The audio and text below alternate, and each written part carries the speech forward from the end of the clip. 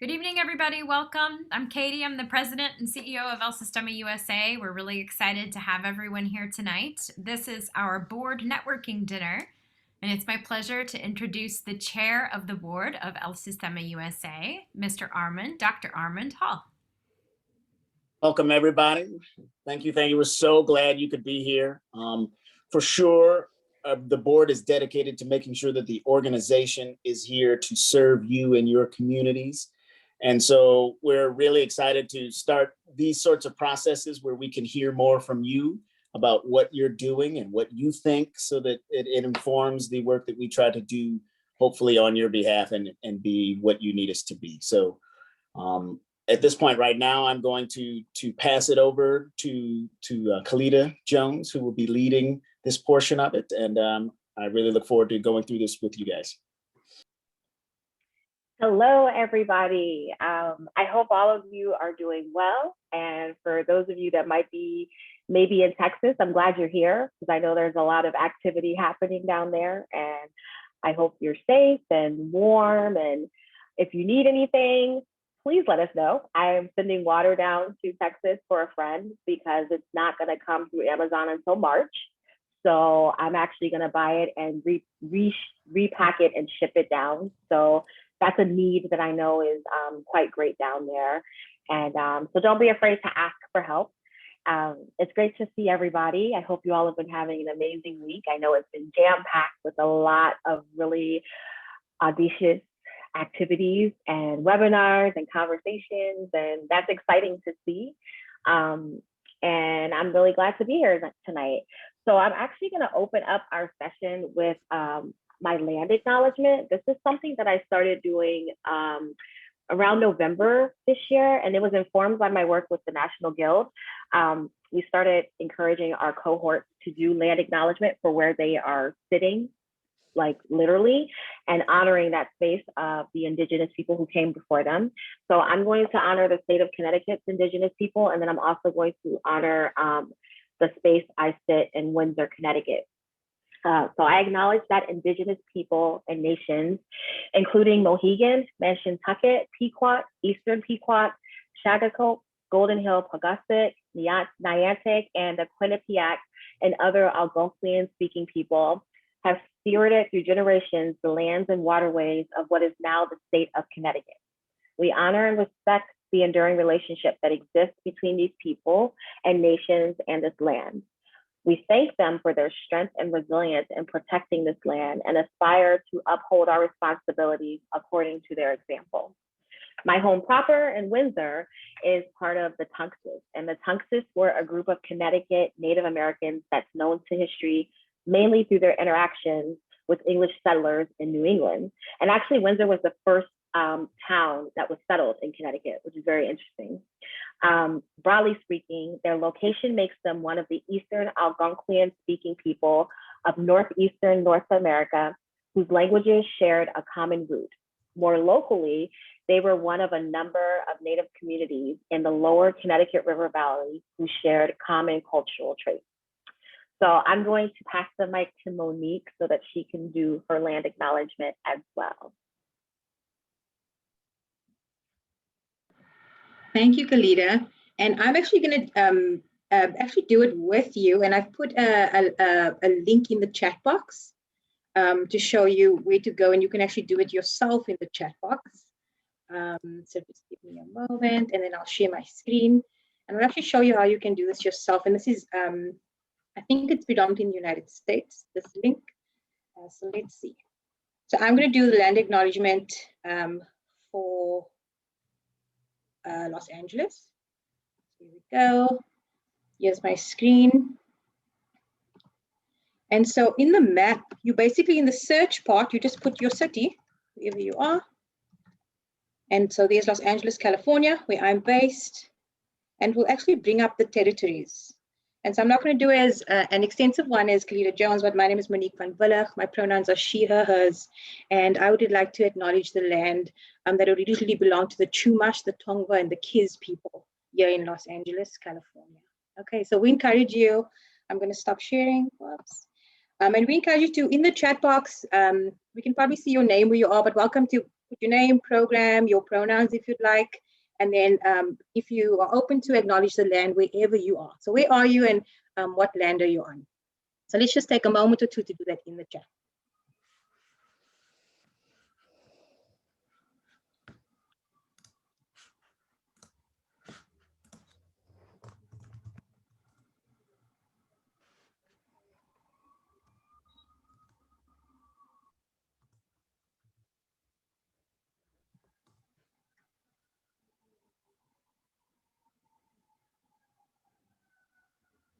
So just a few more moments and you can welcome to keep on placing in the chat and we can just read through it. And on that note, I'm actually going to hand it back to Calida to share a bit more about the work that El Sistema USA has been doing in this realm of diversity, equity, and inclusion. Thanks, Monique.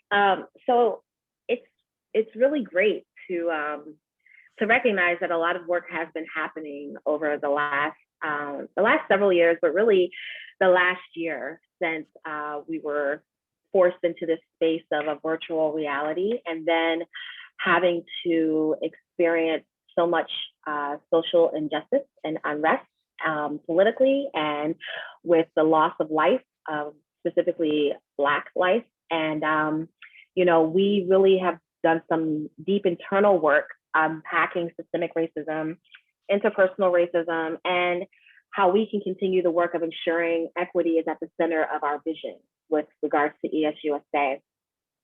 Earlier in the year, we released a tool called Hear Me Out, and that was collaborated on by Joe Ham and myself. And we did some pilot release of it with a small cohort of organizations to utilize within their programs.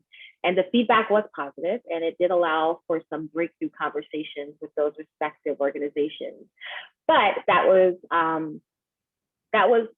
the thing, and I want to acknowledge that because there is still so much work that needs to happen before we start jumping into the deep end of the pool. Many of you joined us for the listening session back in June 2020 after the murder of George Floyd. And this listening session was facilitated by Dr. Raja Sagar-Hakeem, a good friend of mine, and actually recently has joined C&J Associates as one of my associates, which is really exciting. And this listening session activated a lot of questions, a lot of discomfort, and a lot of urgency to begin looking at how we as an organization can deconstruct some of the characteristics of how micro-macroaggressions, implicit bias, and other white supremacy characteristics show up in our work. We began a deep dive with Dr. Sagar-Hakeem, deconstructing and understanding racism, understanding the levels of racism, barriers to equity, and we're currently in the throes of setting up some clear accountability systems. These accountability systems will assist us in equity-related goal setting as a means for us to move forward and support our members as individuals and also our member organizations. Finally, our committee is currently working to explore what meaningful investment in this work would look like on a board level. And we will continue to be open for feedback and ideas from our member organizations. It's critical for us to continue ensuring that we do this work as a collective with input from the field on your needs as members of El Sistema USA. And I said meaningful investment because this is not work that can be talked about without actual dollars put behind it to ensure it's successful, to ensure that we're putting proper tools in place to protect our children, our communities, and our families that we're serving, and to also protect our staff and individuals who are representing the work that we're doing in the greater community. So I encourage all that are on this call, if you have not been having these conversations with your board of directors, you need to activate it and agitate the space and get real with everyone. Because I get a sense that people have sort of calmed down or gone back to normal, to the day-to-day. Okay, well, we're doing great work, and that's not where we're at. There's still trauma from what has happened. There's still backlash from it, and more trauma will continue to happen past now. So keep up that anger, keep that same energy you had in June, keep that same energy you had when the protesting was happening, and put that energy into something good that will ultimately empower your students, your families, and the communities that you support to shift change and agitate the space. So I hope that that's enough information. I'm not really big on sharing every single detail because I prefer for our actions to show what's actually happening versus what one person says. So that's a brief unpack. If you want more, feel free to email me, reach out, and we can chat. So I believe now I am passing it to Monique, who's going to give you some of the framework for the equity-centered pedagogy. Awesome, thanks, Calida. And so I'm just going to share a bit about the work that the Equity Centered Pedagogy Group has been doing, as well as equity work as it relates to our strategic plan, and sort of very super briefly what we're sort of thinking in that realm. And then we're going to get to chatting, because this is a networking event as well, so we definitely want to hear from you. So in the Equity-Centered Pedagogy Group, which consists of Hilary Harder, Holly Shogberson, Cecile Elliott, as well as Christy Gray, we've been meeting for a year and a half, which actually came out of 2 symposiums ago. It was just like, hey, can we start a group after the symposium? That was Sistema's first working group, actually, if you didn't know that. So we started this group and we started meeting. We had presentations that we give monthly or bi-monthly. And then eventually we sort of started saying, hey, like, what does it look like to focus on the people who want to do this work? Because we were spending a lot of our time, because we were getting some pushback at some of the symposiums around some of our workshops and some of the things we were doing. And we were thinking, what does it look like to actually just go for where we want to go around equity, diversity, inclusion? Just sort of like propose what we would love to see happening, bring together collaborative groups and start working on something. So we started working on a framework. And I'm actually going to hand over to Hilary Harder just for a minute or two to just share a bit more with us about the group, what we've been doing, and a bit more about this framework. Thanks, Hilary. Thank you, Monique. Yes, so our group kind of grew out of, originally it was a forum around sociocultural awareness and culturally responsive teaching.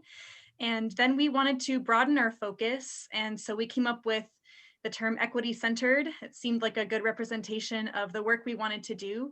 And in the past year, so during 2020, some of our sessions, we covered topics like representation and inclusion in repertoire, and equity and technology during the pandemic and access to that.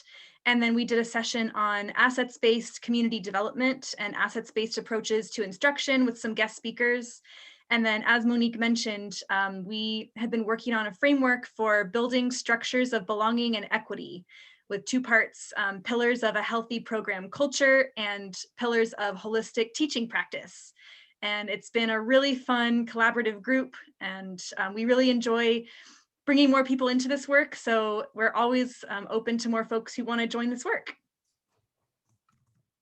Awesome, and just a quick note on that is that the Racial Diversity and Cultural Understanding Committee at Sistema USA and the Equity-Centered Pedagogy, I think we're figuring out how those 2 things function. And for now, we actually sort of under the RDCU committee, and sort of they overseeing the work that we do, and we are doing quite a bit of work autonomously as well. And the idea is to collaborate across the field, because we know that we don't have the answers. We're not the experts in this realm. We are all learning.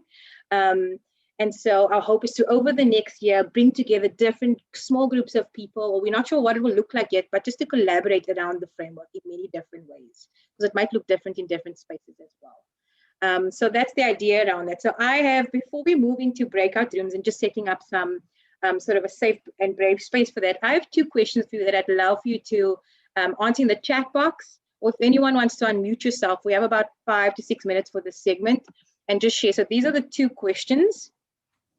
What parts of what we shared resonate with you? So what sort of stands out to you? And the second question is, what questions do you have about EDI work in general?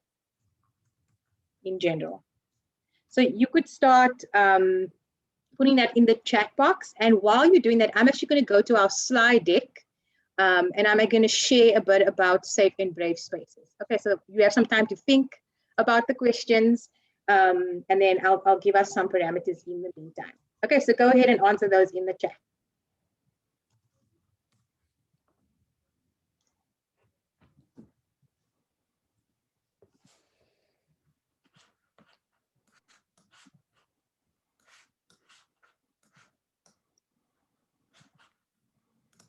Okay. So I'll just take us to our slide about safe and brave spaces.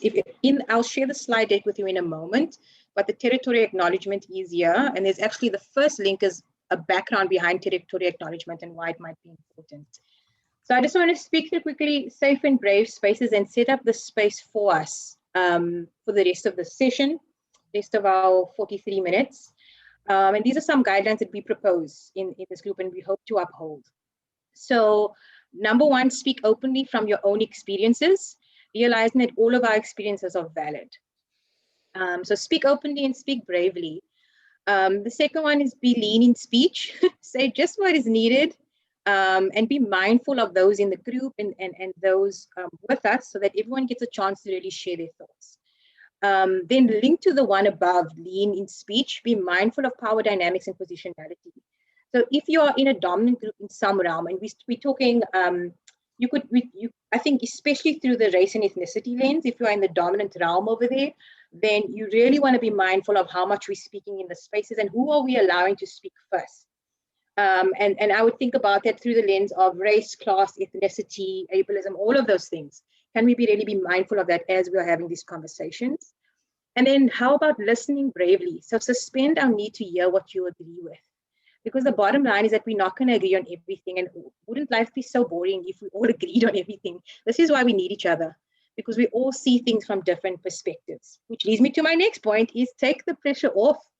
We want to retain everything that happened around Black Lives Matter and that drive that we had to lift our voices and make sure that we deconstruct systemic racism. But at the same time, none of us sees the whole picture.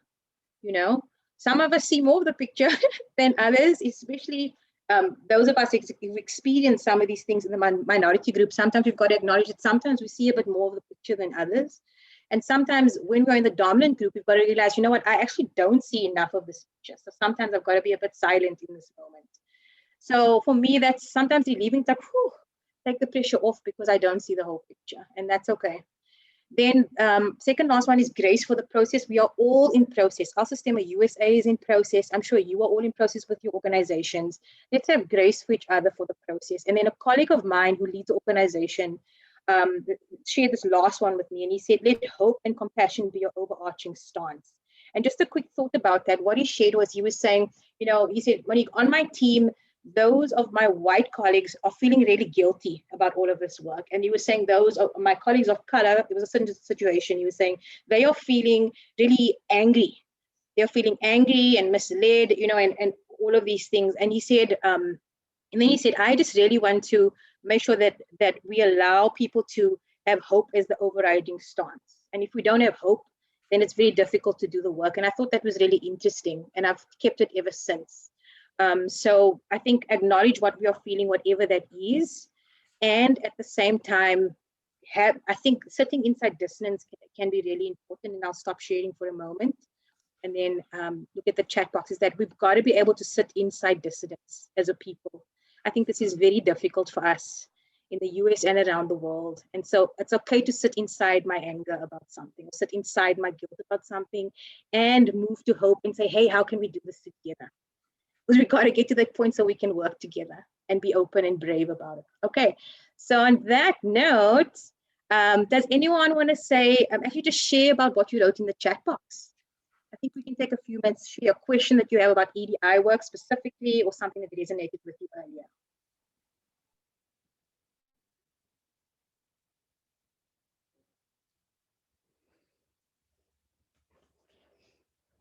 And I think there's a question here about Hear Me Out from Sarah. Did you say the Hear Me Out materials will be available now that it has been piloted?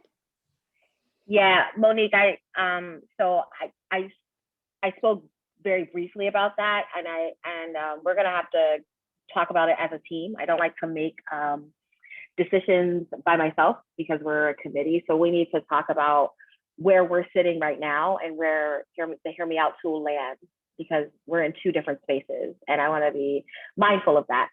So that's the answer for that. We're not sure yet, so we'll get back to you. Maybe it'll be easier, Monique, actually, if we shout out some of the comments. Danielle Sinclair from Patterson Music Project says, agitating the space resonated with me, especially with the board. Yes, so you should do it. Like, I'm all for making people uncomfortable and having these conversations and pushing back, because to not do that is a disservice to our kids. And this is the time now when everyone is just on the cusp of being a little more uncomfortable than they would prefer to be. That's when you push back and say, okay, can we make this a line item in our budget? Can we develop a workshop series where we're bringing in people to help us be better about addressing macroaggressions, about our hiring policies, about, you know, what we may unintentionally be causing or doing. That's really important. And then pay those folks. If they come in, please pay them. Not a love offering, but pay them, okay? Because they have worked very hard and put a lot of emotional and mental labor into curating material for organizations to be able to be better. So that be better includes really investing in the work. Judy, did you want to hear something specific about activating board members? I just want to make sure I don't generalize anything. No, I was just so curious about other people's experiences. So thanks for raising the issue. Sure. And then in the spirit of Monique's be lean in speaking, I'm going to keep the space open for everybody else to talk. And I'm seeing some of y'all to talk because you run programs. So I know you talk, and you got to ask people for money. So I know you talk, and you teach. So please don't be shy on this call. We are all very kind. It's a safe space. Everybody might be tired, but this is for you all. So we want to hear from you.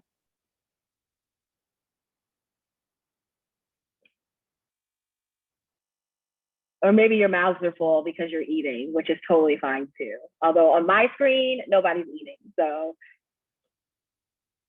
I already said it's not a good idea to ever watch me eat.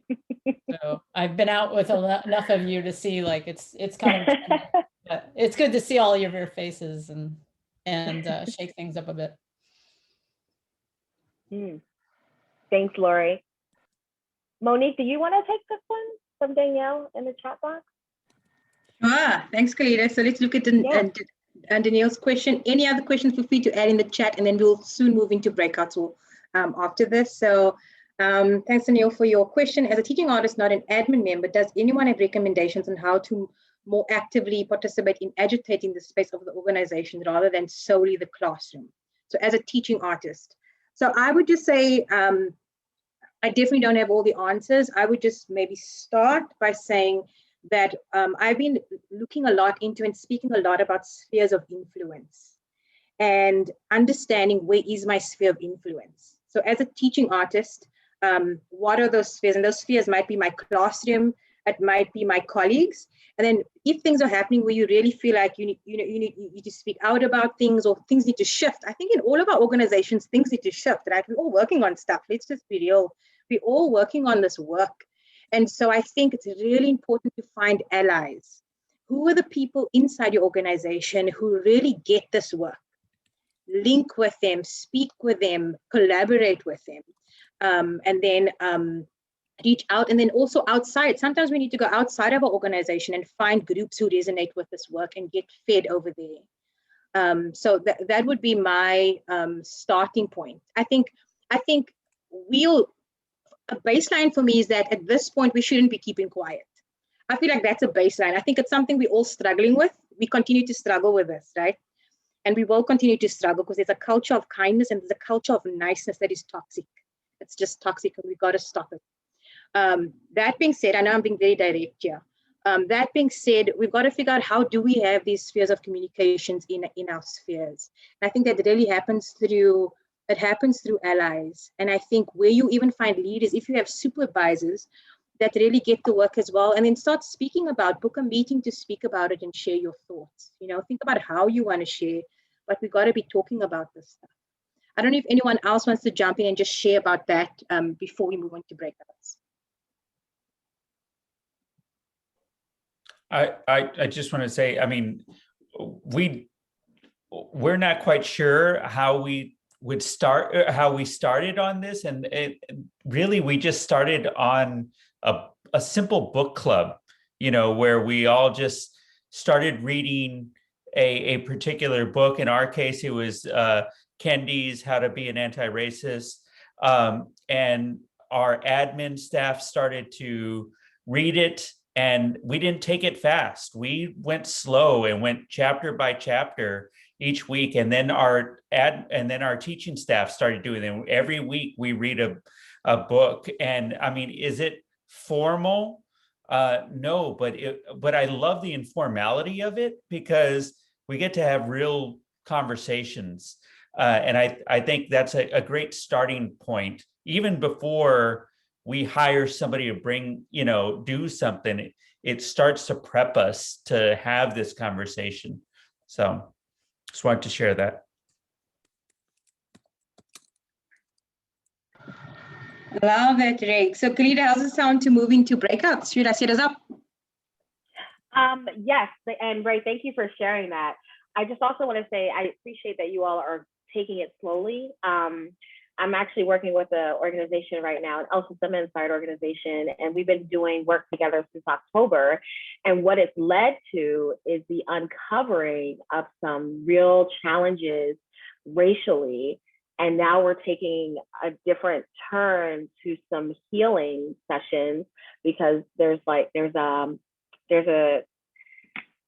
only one African American on staff, and right there, it's just a setup for a lot of different dynamics. And so us unpacking race and how it plays out in the community that they're in has turned into, they want to do the work to reconcile and atone for some of the things that have occurred in the organization. So I just want to encourage people not to be scared to do this. It's been very intense and deep, because it requires people to be vulnerable and uncomfortable, but the outcome of that is the transformation of how people will interact with one another and the community, stakeholders, et cetera. So bravo to you all for taking that leap. Yes, Monique, we are ready for the breakout room. Let's do it. Okay. So in the breakout rooms, here's the link again. Feel free to go to it. It's editable to that. And I encourage us to actually hold on to that. If someone is doing something that is counter that, I ask us to kindly just say it. Hey, you know what? I don't think that was appropriate, or that wasn't cool. I think it's okay for us to say it. And I think we should start getting comfortable in the uncomfortable and being able to say that, rather than stay silent and sort of kill each other with our kindness, So these are the questions we have. We have 4 questions, actually. These are the first 3. And since we're going to have about 20 minutes in our breakout room, I would propose that you choose one of these as a group, or that you each just share whichever one you want to share about. So there's no, and if you really don't even want to talk about this, it's also fine. These are the questions. So maybe just take a moment and read through them.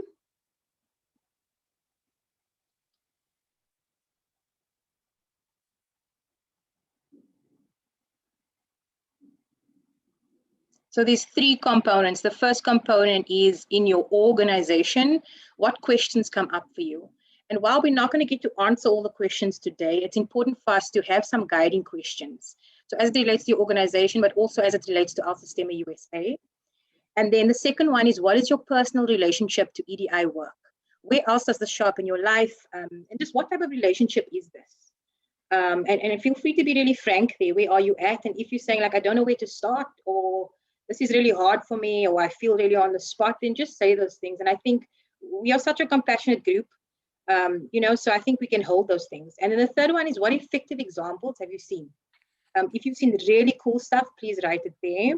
And you'll see that in the slides, there's 2 slides per group. So I encourage you to put your group members' names there, or just name your group.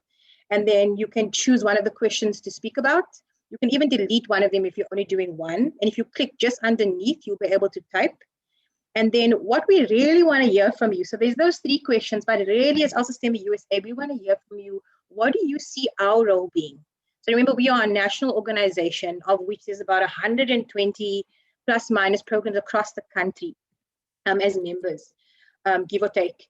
And knowing that, so from the national perspective, what would members like to see Sistema USA doing in relation to EDI work?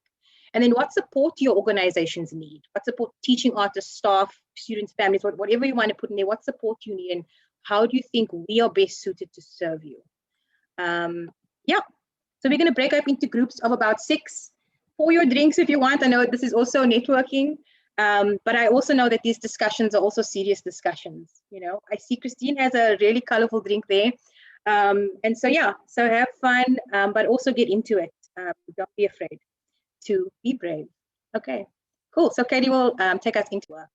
And while, to be frank with you, we don't yet know what that completely looks like. Calida spoke about it earlier. It's actually, it's a strategic priority of ours, which means we committed to figuring out what that looks like for us and to figuring out what our role is in relation to the field. So that's all I maybe wanted to say about that. With that, let's go into breakout rooms.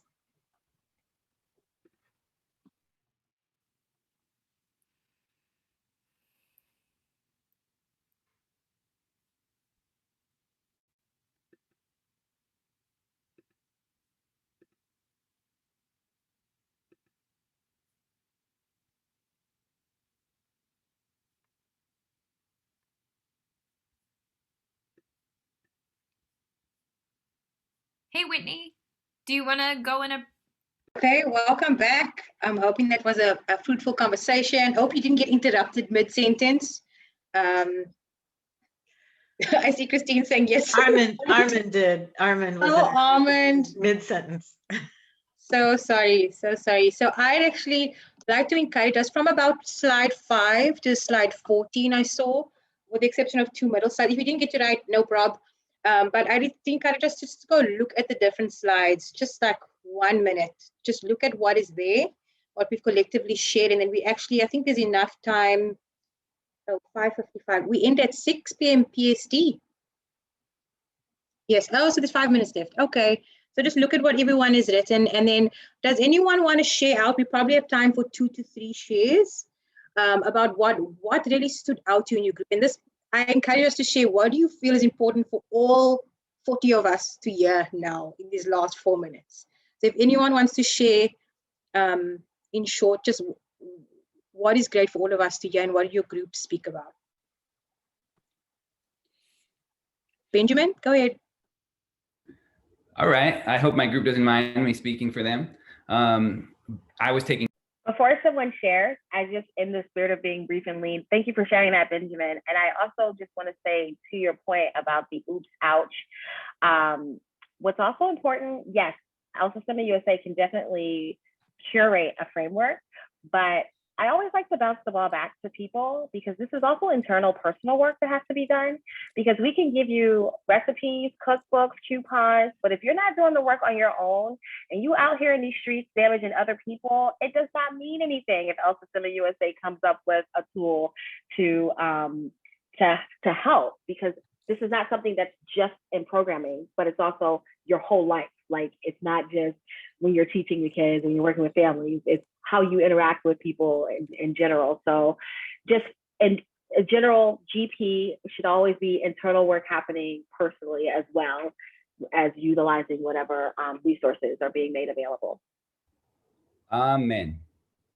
Thank you. Thanks, Calida. I always say I can't read for you and you can't read for me. I can't be in a group and discuss this for you. We got to all do our own work.